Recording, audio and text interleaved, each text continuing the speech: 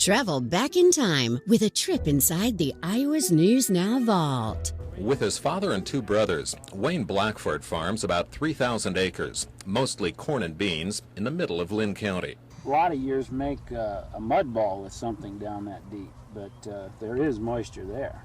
The question is whether there is enough moisture to sustain what is now a pretty good-looking crop, and if so, how long it can sustain it. Blackford says people just driving by looking at the fields probably wonder what the farmers are so worried about.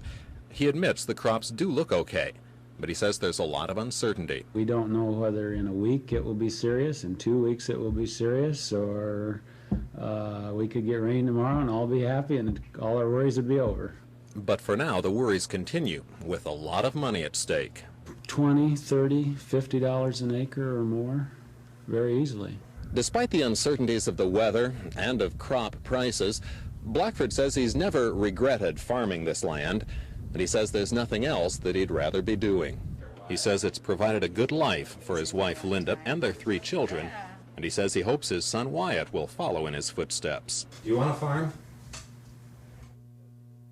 Wayne says he just hopes we're in a more favorable weather pattern by the time Wyatt takes over. Barry Butters, Channel 2 News, Linn County. Forecasters say this could turn out to be a 50-year drought, which would make it the most severe since the Dust Bowl of the 30s. Because of the weather and the potential for crop shortages, prices are higher than they've been for years. For farmers who are able to get a full crop, this could be a banner year because of the high prices. But overall, the drought could mean a depression in the farm belt. So what we could have is high prices, but no product to produce the income. This would put our farmers under severe economic strain as we go into 1989. Sigmund says farmers who feed their grain to their own livestock could be forced to cut their herds if they get a short crop. And when they cut the size of their herds, that's when the consumer will learn what the drought was all about. This means that the animals that are left will be in short supply, and food prices, meat prices, at the consumer level will rise sharply. How sharply those meat and poultry prices might rise is anyone's guess. Sigmund says it depends on how much of the corn and bean crop is lost. Barry Butters, Channel 2 News, Linn County. The Cedar River is 2 to 3 feet lower than it normally is in June. About the only people not complaining about the low level are the fishermen, who found the spots where the fish are biting. Do you like the river level where it is? Yeah, good fishing. It's good fishing is about it. Yeah. I mean, there's fishing spots when the river level's up that we'd have to use other than be waiting out here. Tom Furnish, the chairman of the Riverfront Commission, says below the 5-in-1 dam, the river is as shallow as he's ever seen it. Is that something that residents should be worried about at all? Well, I don't think there's anything to worry about at this point in time. Probably if this continues for another month, then we're probably going to have a real shortage of water. Furnish says the city's water supply could be affected because all the wells are located along the riverbank. And if the water level above the dam should start to fall, it could affect those wells.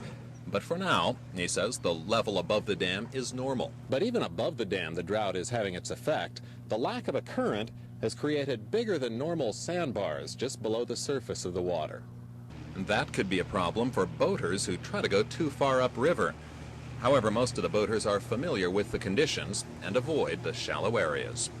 Barry Butters, Channel 2 News, Cedar Rapids.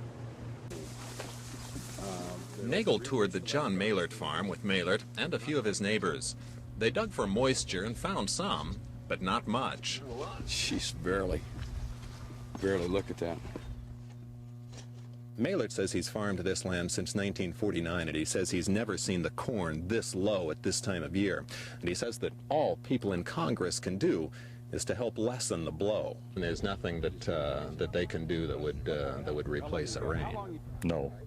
I mean, that's the bottom line, the rain. And we just have to wait and see if we get it.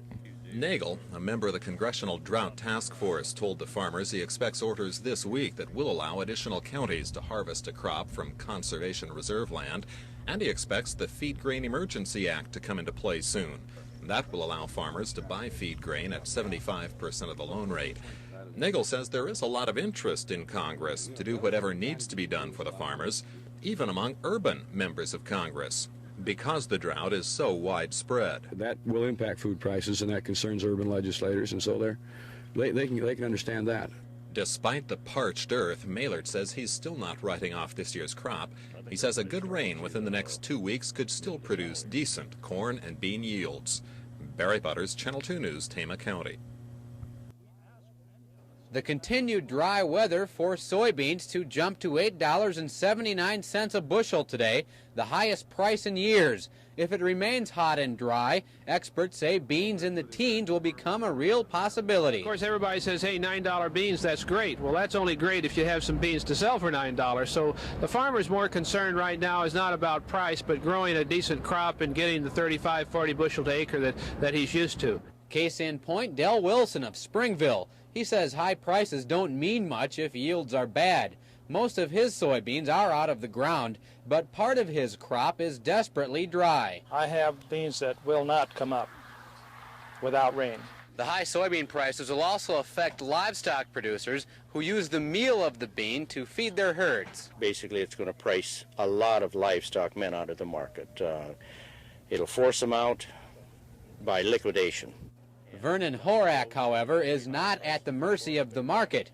He makes meal out of his own soybeans, a practice more and more producers are turning to. I can't see why any farmer wants to grow beans, have livestock, and buy dry bean meal back. I have never understood this. The high price of soybeans may also drive up the price of consumer goods, but most say it's still too early to tell by how much.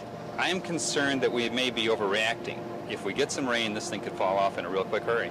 That may be if Mother Nature cooperates, but according to forecasters, the hot and dry conditions could stretch into July. Doug Fratelloni, Channel 2 News, Lynn County. The latest summer storm missed Mechanicsville. It was moisture these stress-filled fields desperately needed. I think most of us just have never experienced anything like this, and we really don't know what to do. When Mother Nature doesn't cooperate with rainfall, farmers are basically powerless. That's why some growers are turning to a higher power. It's becoming a common sight in eastern Iowa, citizens pausing for prayer, hoping for rain.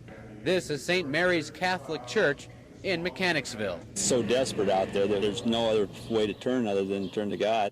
About 75 parishioners attended this Mass. No music was played, no songs were sung. The spoken word and fellowship seemed to be more important. He will reward you for coming this evening.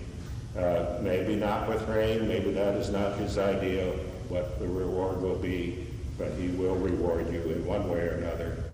So no miracles are promised here. But as one farmer said, it doesn't hurt to hope. We can't give up hope is the main thing. Once you give up hope, you've lost everything, but you just got to keep hoping.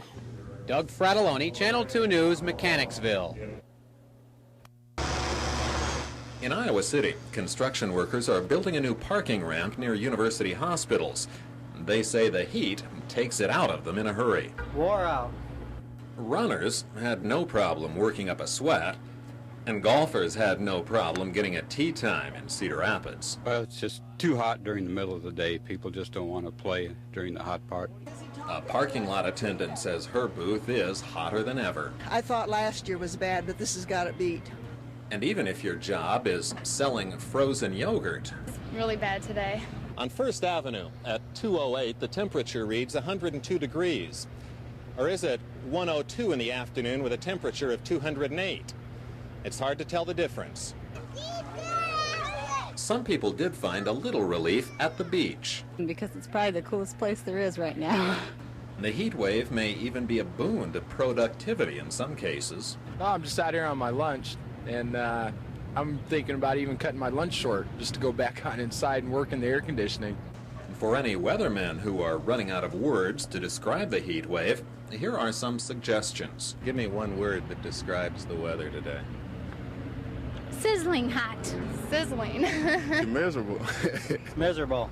Overwhelming. Unbearable. Hot, hot, hot. That's 3 words. But 3 very accurate ones. Barry Butters, Channel 2 News, Cedar Rapids.